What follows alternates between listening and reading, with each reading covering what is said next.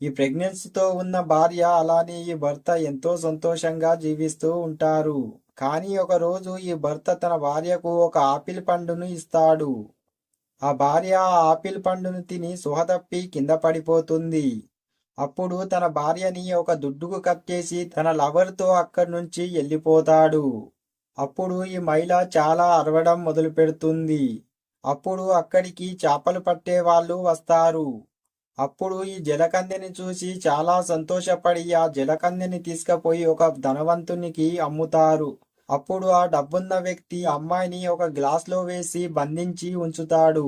ఒకరోజు ఈ business man కి చాలా పని ఉండటంతో ఆ బిజినెస్ మ్యాన్ తన డాగును పిలిచి ఈ జలకన్నకు కావలిగా ఉండు, ఈ జలకన్న ఎటు పోకుండా అని అక్కడి నుంచి వెళ్ళిపోతాడు.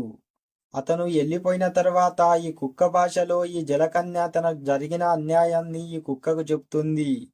అప్పుడు ఈ అమ్మాయి పైన ఈ కుక్కకు జాలి కడిగి ఈ అమ్మాయిని బయటకు తీసేటందుకు దూరంకెళ్ళి ఒక చుత్తెని తీసుకువచ్చి ఈ గ్లాస్ని పలగగొడుతుంది.